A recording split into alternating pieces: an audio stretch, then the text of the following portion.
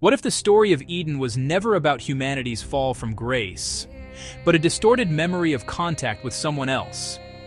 This is the extraordinary question at the heart of Paul Wallis's book, The Eden Enigma. Wallis asks us to look again at ancient carvings, forgotten stories, and mysterious sites across Turkey and Armenia, and consider a possibility most traditional histories rarely entertain. What if humanity did not develop entirely alone? What if, somewhere at the dawn of civilization, our ancestors encountered an intelligence they could only describe as gods? And what if the memory of that encounter survived, hidden inside our oldest stories? Paul Wallis has spent years revisiting ancient texts and asking whether modern translations have softened, spiritualized, or completely changed their original meaning. In The Eden Enigma, published in 2025, he turns his attention toward ancient carvings in the mountains of Turkey and the possibility that they preserve memories of contact at the dawn of civilization.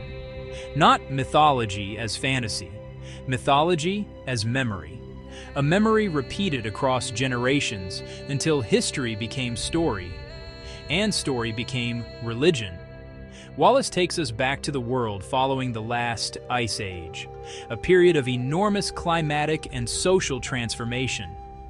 And right in this mysterious window of human history, something extraordinary appears. Göbekli Tepe. Göbekli Tepe is more than 11,000 years old. Its monumental structures were built between approximately 9,600 and 8,200 BCE by communities archaeologists identify with the pre-pottery Neolithic world.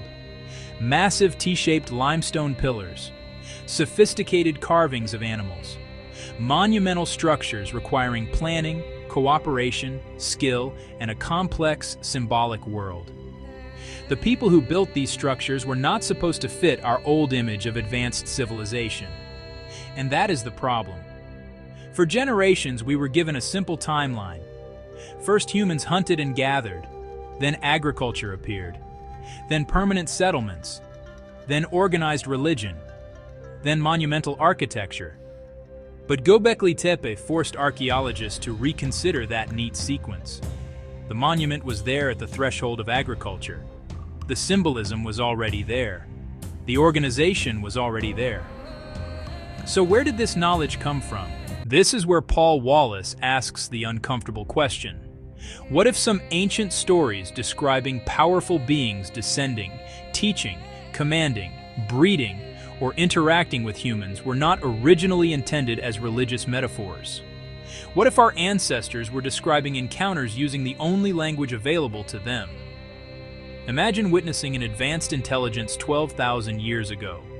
No vocabulary for spacecraft, no concept of artificial intelligence, no understanding of genetic engineering or advanced technology. How would you describe what you saw? A being from the heavens becomes a god. Technology becomes magic. A command becomes divine law. And over thousands of years, the encounter becomes mythology. This does not prove extraterrestrial contact. But the Eden Enigma challenges us to ask whether we have dismissed ancient testimony too quickly, simply because it does not fit the history we inherited. Now return to Eden. We are usually told Eden is a spiritual story about temptation, disobedience, and humanity's fall. But what if beneath the religious interpretation lies something older? A memory of humanity being changed. A memory of knowledge being introduced. A memory of contact between early humans and another intelligence. Perhaps Eden was not originally describing the beginning of sin. Perhaps it was trying to explain the beginning of a new kind of human awareness.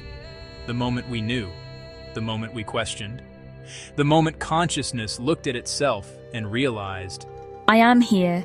And perhaps that is the real Eden Enigma, not where the garden was, but what happened to humanity there. So here is today's inner integration practice.